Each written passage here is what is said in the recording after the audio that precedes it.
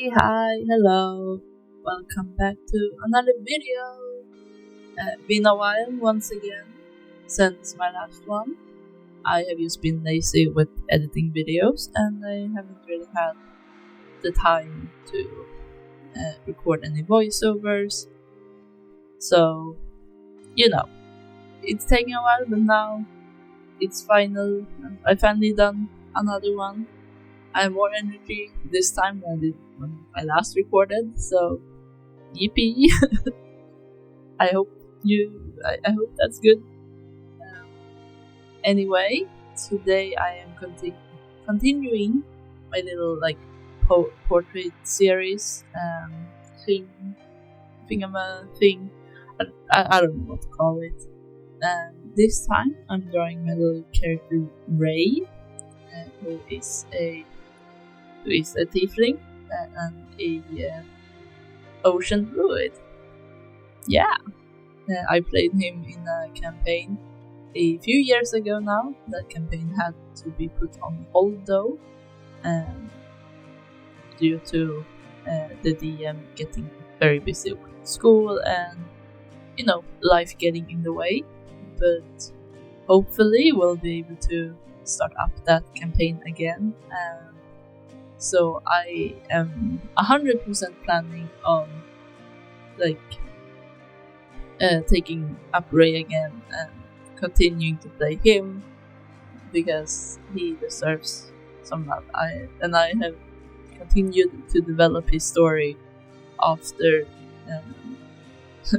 after the campaign was put on hold, and so I am very excited. His flower is that I assigned him, I guess, is the Lotus Flower.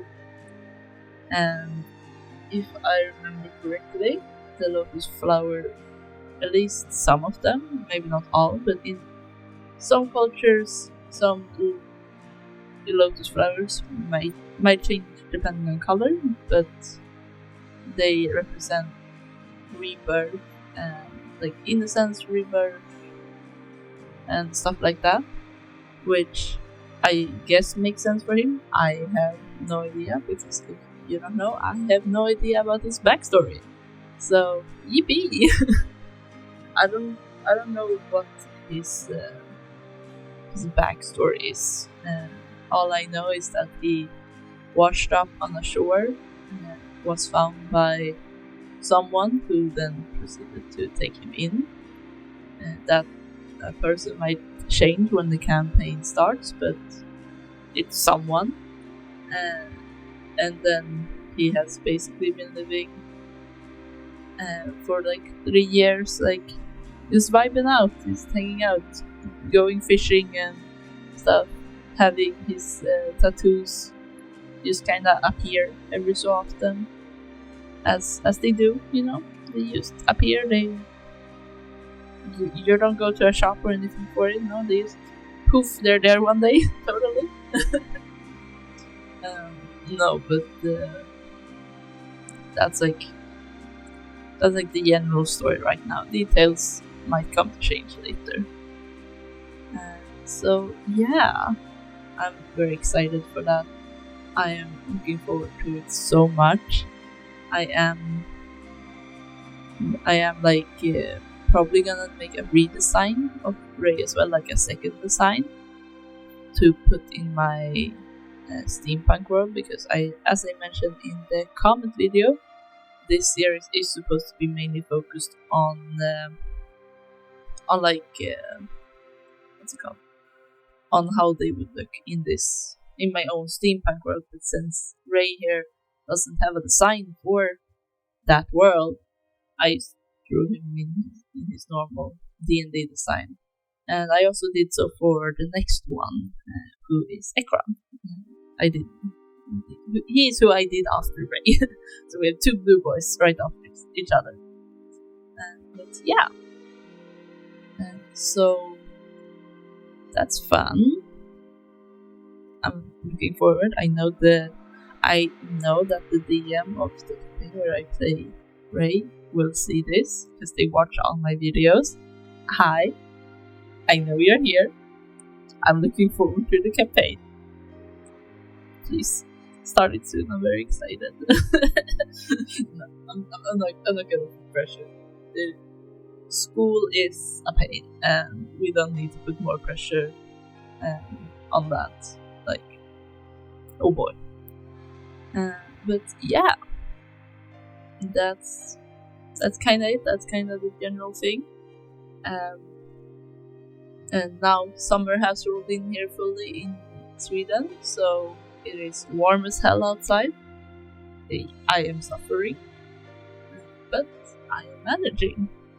And fun fact, I have recently learned how to make my own iced teas, which is awesome because during summer I don't drink tea at all normally, even though I love tea because it's too warm to drink tea during summer.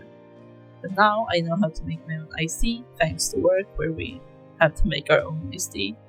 And so now I'm making it, and it's so good because I have a cupper filled with tea that I can never get through before I start buying more tea. So hopefully I'll make at least a dent on my cupboard, make a little more space in there before I get another bag. But yeah, I'm waiting for one of my iced teas to brew.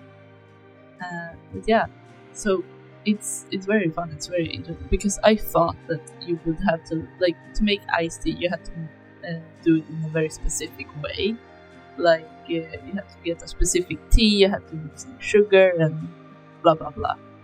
Because that's the type of iced tea I've had before. It's been like Lipton iced tea or like pre-made iced tea.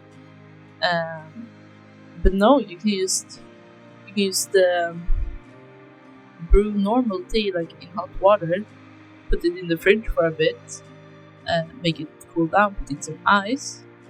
You have iced tea, and I mean it makes sense. It's in the name, but it's a surprise for me, who thought I would never be able to make iced tea.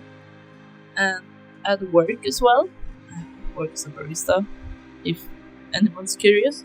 But at work we have these syrups that we put in the iced tea for like some more flavor. For example, we have this strawberry one. It's Woodin, I think it's the name. Very popular, especially with smaller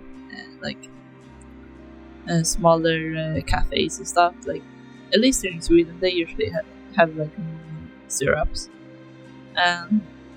Oh god, excuse me, my voice is giving out on me. I'm not used to talking this much.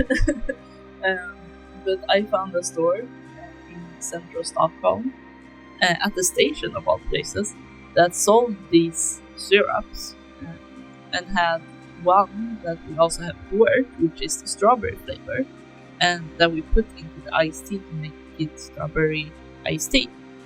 And it's so good, so I got it. And that has just motivated me more to make more iced tea. I'm saying iced tea way too much in this video. I am so sorry. People are gonna be tired of that word now. But yeah, that's my life right now. Work, death of warmth, and iced tea. I will also say I'm very sorry for being slow with recording, uploading, and editing, and all of that. I have also been very busy playing Minecraft. It's become a hyperfixation again, and I cannot help it. It's a lot of fun. So yeah, I'm sorry, not really, but I'm sorry if someone cares.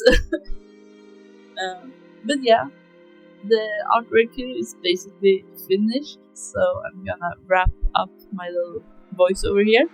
I hope everyone has a lovely day ahead of you, and that you go and make some iced tea. Join me with the iced tea. Yes, I'll see you later. Have a good one. Bye bye.